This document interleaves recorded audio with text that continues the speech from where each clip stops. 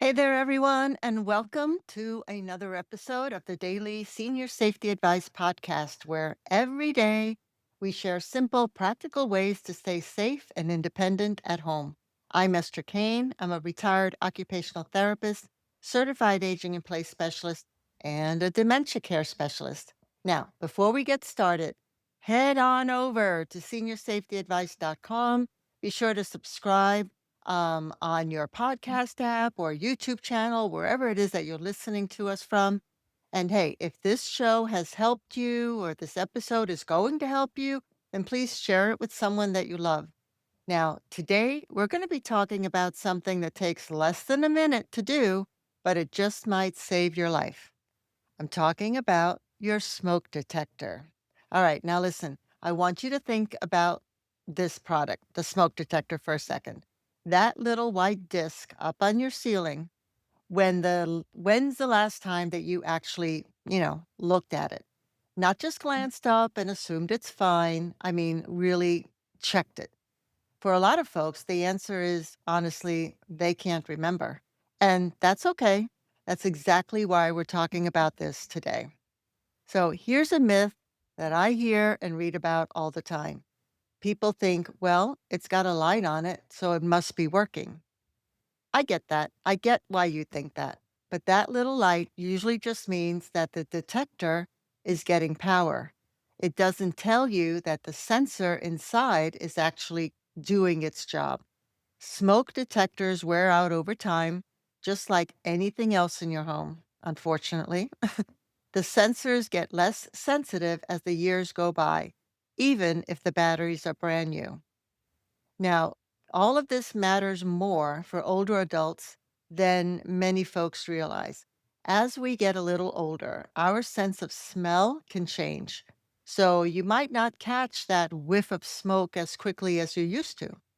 That means that your smoke detector isn't just a nice little extra thing in your home. It's doing a job that your own senses might not catch fast enough anymore. That's not something to feel bad about. It's just something to plan for. So, I also want to gently bring up something for anyone caring for a parent or spouse with memory changes. If your loved one has dementia, they might not react to a beeping alarm the way they used to. They might not know what the sound means, or they might get confused or frightened by it. So, checking that the detector works and having a clear plan for what happens if it goes off really does give you some peace of mind. I mean, it prevents an issue from happening. So let's take a moment and walk through how to check yours right now in about 60 seconds. Well, roundabout. First, find the test button. It's usually right on the front of the unit. Press it and hold it for a few seconds. You should hear a loud, sharp beep.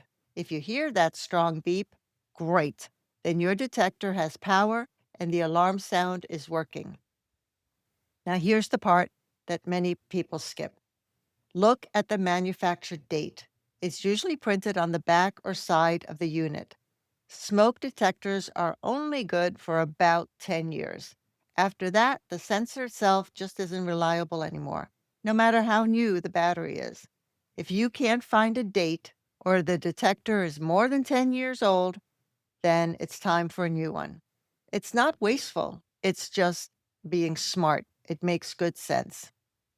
All right, now I want to mention here that many detectors, of course, are up on the ceiling or very high up on a wall.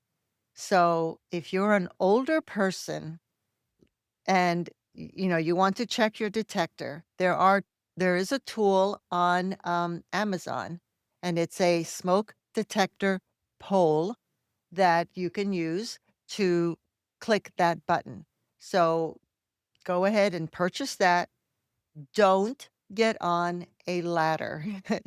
I can't tell you how many people I've treated. I myself have fallen off a ladder, and it took a year of recovery to get back to what I was before I fell off the ladder. So please do not get on a ladder just to check the detector. You can also, contact a neighbor, family friend, whoever, but please avoid putting yourself in danger in order to do this 60-second check. All right.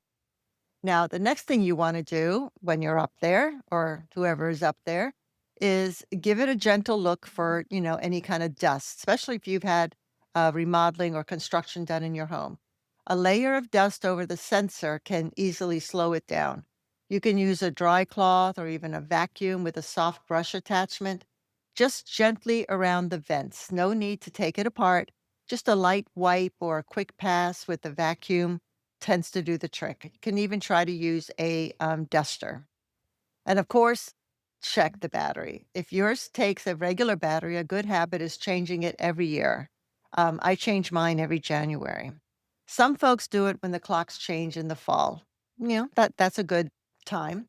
If you have one of the newer 10-year sealed battery models, you still want to press that test button regularly because the sealed battery doesn't mean that the sensor lasts forever as well.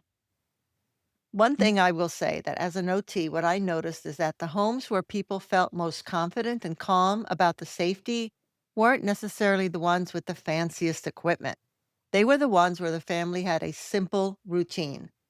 Test the alarm, check the date. That's it. Confidence comes from a plan, not from worry. I also want to mention placement because this trips a lot of people up.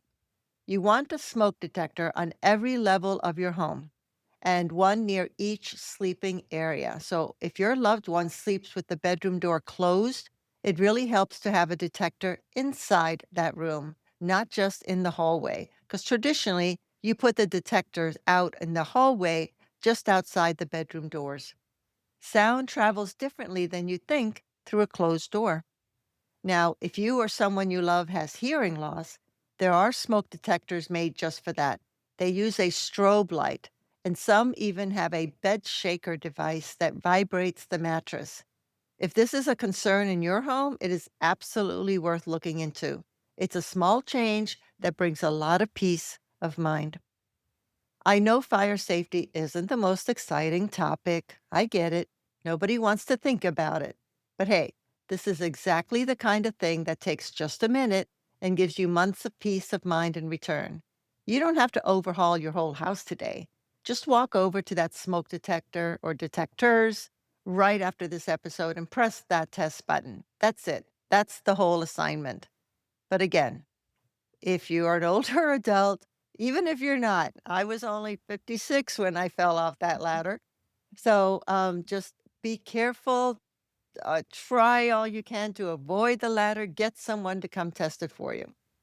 You deserve to feel safe in your own home. I mean, that's where you're supposed to feel the safest, right? And a working smoke detector is one of the simplest, most affordable ways to protect that feeling of safety and independence that you've worked so hard to keep. Now, if you're caring for a parent or a spouse, take a moment today and check the detectors in their home too, or have someone come and check it, not just your own. Write the manufacturer date on your calendar so that you're not guessing next year.